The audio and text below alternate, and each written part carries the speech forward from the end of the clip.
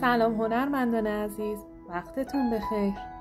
اولین کاری که در این نقاشی انجام میدیم کشیدن یک مستطیل به عنوان کادر هست و بعد با کشیدن یک به علاوه اون رو به 4 قسمت تقسیم میکنیم و در وسط صفحه یک دایره میکشیم. در مرحله بعدی با کشیدن خطی هر بخش رو به 2 قسمت تقسیم میکنیم به این شکل و حالا هر قسمت از مستطیل رو با خطوط مورب و منحنی پر میکنیم. ترتیب کشیدن خطوط خیلی مهم هست. حتما به این صورت بکشید که طرح سه‌بعدی جالبی به وجود بیاد. با همین روش که در ویدیو دیدید ادامه میدیم تا این قسمت پر بشه.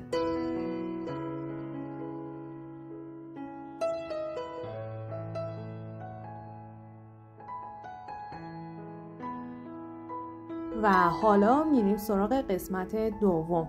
ترتیب کشیدن خطوط در هر قسمت متفاوت است، پس دقت کنید. به همین ترتیب ادامه میدیم تا فضا کاملا پر بشه.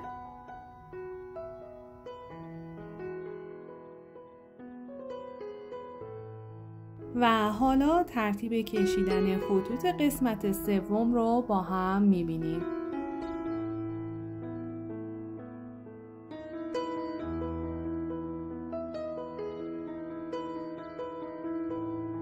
رسیدیم قسمت 4. حتما توجه کنید که به همین صورت خطوط رو بکشید.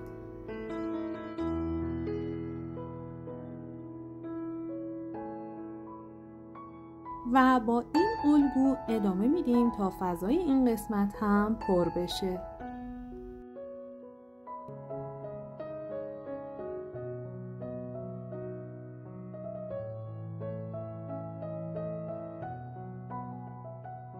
با کشیدن خطوط قسمت 5 تقریبا متوجه طرح سه‌بعدی جالب و جذاب این نقاشی میشید. پس به الگو توجه کنید و درست ادامه بدید.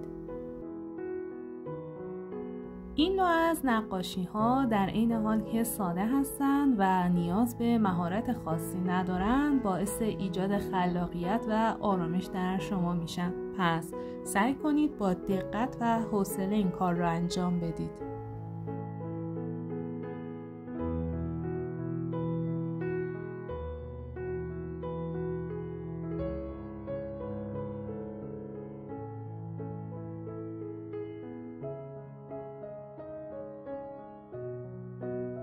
با تموم شدن این قسمت فقط دایره وسط صفحه میمونه که با کشیدن خطوط منحنی اون رو هم پر میکنیم.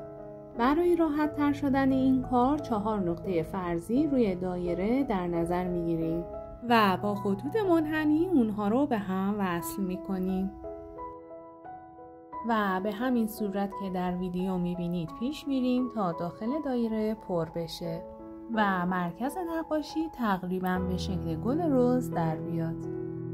اگر نیاز به آرامشی لذت بخش و همزمان ذهن خلاق دارید، حتما کشیدن این نقاشی رو امتحان کنید. مطمئن باشید که تجربه ای عالی برای شما میشه و در عین حال صاحب یک اثر هنری جذاب هم خواهید شد. ممنونم از شما دوستان عزیزی که همراه من هستید. لطفاً با سابسکرایب و لایک از این کانال آموزشی حمایت کنید. تا ویدیوی بعدی، خدا نگهدار.